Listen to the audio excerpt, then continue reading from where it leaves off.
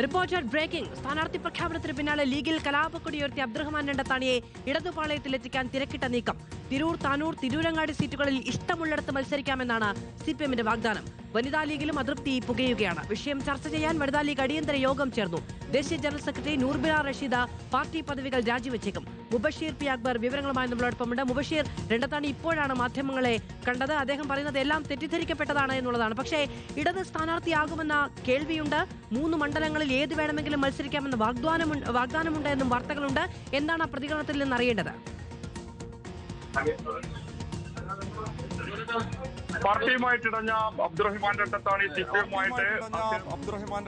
സിപിഎമ്മുമായിട്ട് ചേർന്ന് പ്രവർത്തിച്ച് ഇടത് സ്വതന്ത്ര സ്ഥാനാർത്ഥിയാകുമെന്ന പ്രചാരണങ്ങൾക്കിടെയാണ് അത്തരം പ്രചാരണങ്ങൾ പൂർണ്ണമായിട്ട് തള്ളിക്കൊണ്ട് മുസ്ലിം ലീഗിന്റെ സംസ്ഥാന സെക്രട്ടറി കൂടിയായിട്ടുള്ള അബ്ദുറഹ്മാൻ രണ്ടത്താണി ഇപ്പോൾ രംഗത്ത് വന്നിരിക്കുന്നത്. മാധവ്, പാർട്ടിക്കാരൻ എന്ന വികാരമാണ് താൻ പ്രകടിപ്പിച്ചിട്ടുള്ളത്.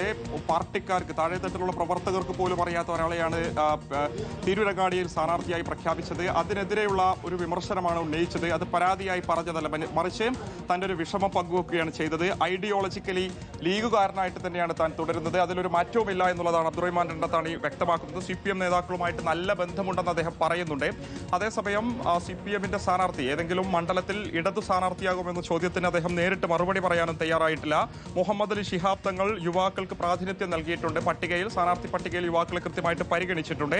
അതേ പാത പിന്തുടർന്നു എന്നാണ് ഉദ്ദേശിച്ചത്. അതായത് തിരൂരങ്ങാടിയിൽ ഉൾപ്പെടെ ആ ഒരു പരിഗണന ലഭിക്കേണ്ടതായിരുന്നു. സിപിഎം സ്ഥാനാർത്ഥിയാകുമോ എന്ന ചോദ്യത്തിന് കൃത്യമായിട്ടുള്ള മറുപടി പറയാനും അബ്ദുറഹ്മാൻ രണ്ടത്താണി തയ്യാറായിട്ടില്ല എന്നുള്ളതാണ്. എന്തായാലും ഇവിടെ സിപിഎമ്മിന്റെ പ്രധാനപ്പെട്ട ജില്ലാ സെക്രട്ടേറിയറ്റ് യോഗം ഇപ്പോൾ മലപ്പുറത്ത് ചേരുകയാണ്. പോളിറ്റ് ബ്യൂറോ അംഗം എ വിജയരാഘവൻ ഉൾപ്പെടെയുള്ള നേതാക്കൾ ഇവിടെ പങ്കെടുക്കുന്നുണ്ട്.